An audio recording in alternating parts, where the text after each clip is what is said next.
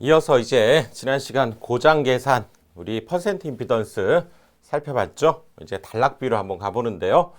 자, 퍼센트 임피던스 이용해서 전격 전류 알고 있을 때 단락 전류를 구했었죠. 그래서 퍼센트 임피던스 분의 100 이렇게 됩니다. 그래서 그때의 단락비라고 하는 것을 어떻게 정의를 하냐면 비율 어떤 상수가 되는 거고요. KS 이렇게 나타내고 IN분의 IS, 전격 전류에 대한 단락 전류의 비를 의미합니다. IN분의 IS 이렇게 나타내고요. 그리고 봤더니 얘가 분모로 지금 내려간 식이잖아요. 그러니까 여기 퍼센트 임피던스 분의 100이다 이렇게도 얘기할 수 있겠네요. 그래서 단락비는 퍼센트 임피던스 분의 100 이렇게 나타낼 수 있습니다. 또한 자, 이것이 기본적으로 단락비라고 하는 거고요. 또한 어떠한 방법으로 단락비를 구할 수도 있냐면 이거 굉장히 말이 길죠. 객관식에서 찾는 문제로 나오니까 한번 찾아보시는데 이거 전에 우리가 했었던 겁니다. 자, 어떤 거 했었냐면 이거 무부하 포화곡선이었죠. 그리고 얘가 단락곡선 지난 시간에 했습니다.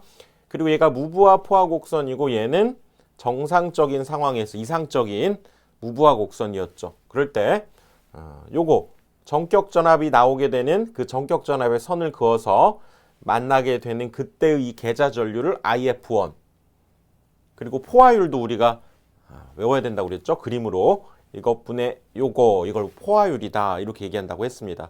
이거 공부했었던 거예요.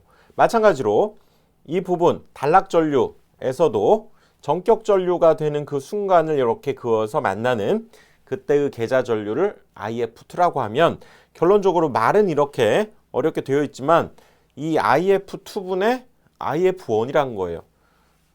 여기 있는 이 분모에 표시한 것이 바로 이 IF2를 의미하는 단락 시에 전격 전류와 같은 단락 전류를 흘려보내는데 필요한 계자 전류.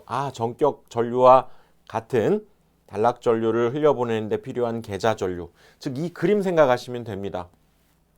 마찬가지로 분자도 요거예요, 요거. 무부하 시, 얘가 무부하 포화 곡선이니까 무부하 시에 전격 전압을 유기시키는 데 필요한 계자 전류. 전격 전압을 유기시키는 데 필요한 계자 전류. 이거네요.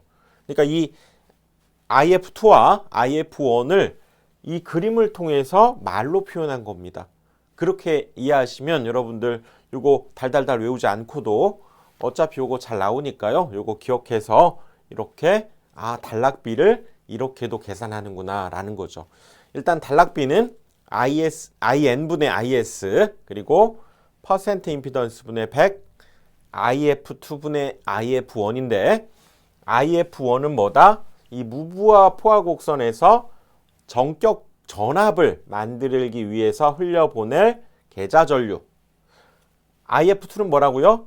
이 단락 곡선에서 단락 상황에서 전격 전류를 흘려보내기 위한 계자 전류. 이렇게 하면 이걸 문자 그대로 외우지 않고도 IF2분의 IF1이니까 요걸 이해하면 이렇게 단락비를 알 수 있다는 얘기죠. 그래서 이 단락비가 큰 기계의 특징이 있다는 겁니다. 단락비가 크다라고 하는 것은 다시 볼까요? 뭐였습니까? IN분의 IS 이게 단락비였고요. 또 퍼센트 임피던스 분의 100 이것도 단락비였고 또 아까 얘기한 대로 IF2 여기 소문 아래 첨자로 좀 작게 써야죠. 전류인데 여기 F2 여기가 역시 전류인데 F1 이거는 단락 곡선에서 전격 전류를 흐르기 위한 계자 전류. 얘는 무부하 포화 곡선에서 전격 전압을 만들기 위한 계자 전류. 이렇게 얘기했죠. 그래서 이 단락비가 크다라고 하는 것은 보통 철기계, 덩치가 크고 무거운 기계를 뜻하게 됩니다. 수차, 여러분들 수력발전 돌리는 거 막 덩치가 크고 굉장히 무겁습니다. 이런 기계의 특징은 뭐냐면 이게 포인트입니다. 덩치가 크고 비싸다. 그러니까 덩치가 커서 만들어지는 효과 당연히 비싸겠죠. 그리고 웬만한 성질은 좋다. 이렇게 보시면 됩니다. 이걸 포인트로 한번 봅시다. 과부하 내량이 크다. 덩치가 크니까 과부하에 견디는 힘이 크다는 거죠. 그래서 기기 치수가 증가하고 대신 덩치가 크다 보니까 손실은 좀 많은 편이고요. 효율도 좀 떨어집니다. 이 덩치가 크다라고 하는 조건에 맞죠. 그 다음 동기 임피던스, 우리 XS 이렇게 표현했었죠. 동기 임피던스가 작다. 우리가 단락비가 크다라고 하는 것은 이 단락 전류가 사실 큰 겁니다. 단락 전류가 크기 위해서는 임피던스가 작아야 전류가 크죠. 그러니까 임피던스가 작다. 이렇게 단락비의 정의로도 우리가 생각할 수 있고요. 그 다음에 전기자 반작용이 작아진다. 이 동기 임피던스가 작다 그러면 우리 반작용을 작게 하기 위한 대책 중에 L을 줄이는 거 이거 있었어요. 그렇죠? 이 L 자체가 이 임피던스, 리액턴스를 만드는 개념이 되기 때문에 반작용도 작다라고 할 수 있고요. 전압 변동률도 작습니다. 덩치가 막 크다 보니까 웬만한 거에 대해서는 전압 그대로 유지가 된다는 얘기죠. 덩치가 큽니다. 안정도가 좋고요. 공극이 크다. 이것도 덩치가 큰 거하고도 관련이 있죠. 그 다음에 중량이 무겁고 비싸다. 덩치가 크니까 충분히. 그리고 계자 기자력과 철선이 크다. 이런 철이 크다 보니까 철이 많다 보니까 철선이 크고요. 기자력도 크고. 그러니까 전체적으로는 이게 포인트라는 얘기죠. 단락비가 크다는 얘기는 덩치가 크고 비싸고 그리고 이런 뭐 반작용이 작고 뭐 변동률 작고 안정도 좋고 막 이런 것들 성질은 웬만한 것은 좋다. 이렇게 여러분들 포인트로 잡으셔야 이걸 따로 외우지 않고도 이렇게 포인트로 해야 이게 기억이 나고 문제에서 딱 고를 수 있다는 얘기죠.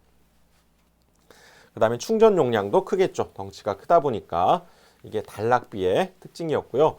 그래서 단락비가 큰 기계의 특징에서 우리가 지금 살펴본 건데 그렇다면 단락비가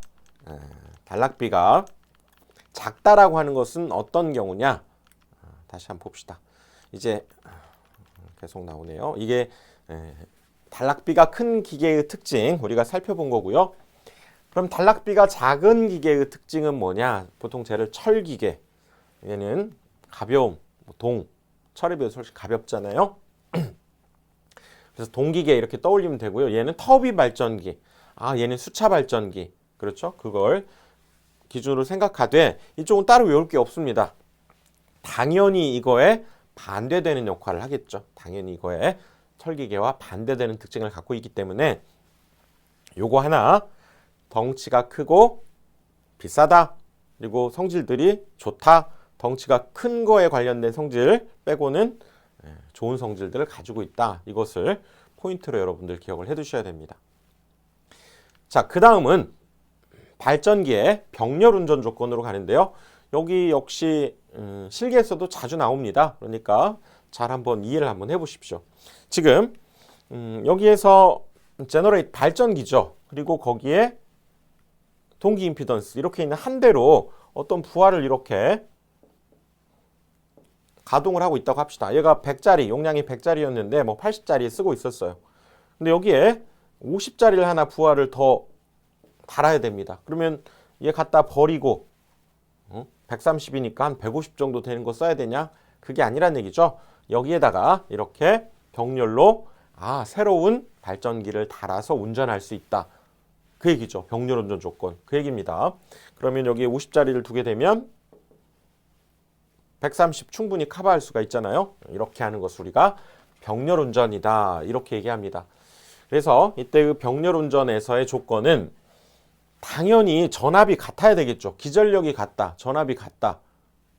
뭐 이거 두말할 나위가 없죠. 전압 어떻게 다른 걸 씁니까? 다른 걸 쓰면 얘가 만약에 100V 여기가 50V 이렇게 다른 걸 쓰면 이 전위 차이에서 얘가 전류를 소모해 버리죠. 안 됩니다. 전압이 같아야죠. 기전력의 주파수 60Hz 쓰고 있는데 50Hz 쓰면 되겠습니까? 안 됩니다. 주파수 같아야 되고 너무나 당연합니다. 위상도 같네요. 그렇죠. 어떤 판은 이렇게 가는데 얘는 이렇게 간다. 안 되죠. 위상을 딱딱 맞춰서 공급을 해야 되겠죠. 그 다음에 파형도 일치할 것. 자, 얘는 정연파가 가고 있는데 똑같은 주파수이더라도 이런 뭐 구형파가 가버리면 안 되겠죠. 이게 일종의 고조파에 해당되기 때문에 파형도 일치해야 됩니다. 그 다음에 상회전의 방향. 우리가 3상 공급할 때 보통 우리 A상, 이쪽이 B, 120도 차이 나면서 여기 C 이랬었죠. 그러니까 양의 방향으로는 여기가 120도, 120도, 120도 이렇게 됐었죠. 뭐 전력공학 회로이론 시간에 했죠. 이렇게 방향이 ABC 상이 같아야 되지 뭐 다르면 안 된다는 얘기죠. 당연히 그 상회전의 방향이 A, C, B의 순서로 이렇게 돼야죠. 여기가 뭐 B, C 이렇게 되면 안 된다는 얘기죠. 그래서 지금 여기서 병렬운전 조건을 사실은 얘기하고 있는 것의 이 포인트가 이게 바로 우리가 전압의 순식값이죠. 여기에 다 들어있습니다. 크기, 이게 크기잖아요. 크기, 최대값. 그리고 주파수, 여기 오메가 속에 주파수 들어있고, 위상, 여기에 위상 들어있고, 사인파여야 된다. 파형이고, 당연히 상회전 방향은 같아야 되니까. 즉, 이 말 속에 얘에서 이것을 찾을 수 있다 그 얘기입니다. 그리고 워낙 이게 중요하고 잘 나오기 때문에 앞에 기전력 다 같잖아요. 그러니까 이 앞 글자를 따서 크주 위파상 이렇게 외웁니다. 크주 위파상, 크주 위파상, 크주 위파상 꼭 그렇게 외우십시오. 굉장히 잘 나옵니다. 크주 위파상 이렇게 기억을 하시고요. 그래서 만약에 이런 조건이 맞춰져야 되는데 맞지 않을 경우 어떤 일이 벌어질까요? 맞지 않을 때에는 기전력이 크기가 다르다. 전압이 다르다. 여기 순환전류 아까 흐른다고 그랬죠? 그걸 우리가 유효하지 않은 무효순환전류가 흐른다. 이렇게 얘기합니다. 주파수가 같아야 되는데 주파수가 만약에 다르면 어떻게 돼요? 진동이 생긴다는 거죠. 진동이 생기게 됩니다. 즉 난조가 발생하죠. 난조는 뒤에 나오지만 동기 속도를 중심으로 이렇게 진동하는 현상을 난조라고 합니다. 진동이 발생하고 위상이 다르면 역시 유효에는 순환전류가 흐른다는 거예요. 동기화, 즉 위상을 맞추려고 하는 그 전류가 흐르게 된다는 겁니다. 그 다음에 기전력의 파형이 일치해야 되는데 그렇지 않을 때 역시 파형 그러면 고조파 생각나죠? 이런 무효순환전류가 흐르게 됩니다. 그래서 이건 당연히 맞아야 되는 거죠. 안 맞으면 이거는 완전 문제가 되는 거니까 이 네 가지를 우리 아까 크주 위파상 외웠듯이 그 순서대로 이것도 무진유무 이렇게 기억을 해봅시다. 무효순환전류, 진동, 유효순환전류, 무효순환전류 이렇게 흐르게 되는데 뭐 위상 같은 경우는 위상을 맞추려고 하는 동기, 그렇죠. 위상을 맞추려고 하는 전류, 동기화 전류 이거 충분히 생각할 수 있죠. 그리고 파형이 안 맞으면 고조파 아까 우리 생각했죠. 고조파 이런 것들까지도 이거는 생각할 수 있기 때문에 크주위파상 무진유무, 크주위파상 무진유무 이렇게 여러분들 기억을 해 주십시오. 그래서 이 기전력의 크기가 다른 경우 아까 봤듯이 만약에 여기가 100V고 여기가 만약에 50V 이렇게 기전력의 크기가 다른 경우는 높은 전압에서 낮은 전압으로 이렇게 무효순환전류가 흐른다고 그랬죠. 그때 그 전류값이 어떻게 되느냐? 어렵지 않습니다. 이 상황에서 여기에 흐르는 전류는 뭐냐 그러면 얘와 얘의 기전력의 차이가 바로 여기에 걸리는 전압이 되겠죠. 그래서 100-50이 되고 그 다음에 여기에 지금 이 직렬 회로죠. 이 회로에서 임피던스는 직렬이니까 얘네 둘이 더해서 같다고 보면 EZS가 되는 거죠. 그렇게 해서 얘가 나온 겁니다. 그러니까 따로 외운다기보다는 이 그림 생각해서 충분히 찾을 수가 있죠. 두 기전력의 차이를 여기 두 개 이렇게 있으면 직렬이니까 2배 ZS 이렇게 표현할 수 있겠죠. 자, 외우는 거 아니죠. 이건 이해를 통해서 충분히 전류를 계산할 수 있고요. 결국 기전력의 크기를 같게 해야 된다 그 얘기죠. 다음엔 위상이 다른 경우는 즉 두 개의 파형이 이렇게 있는데 이렇게 위상이 서로 다른 경우는 뭐가 생긴다고요?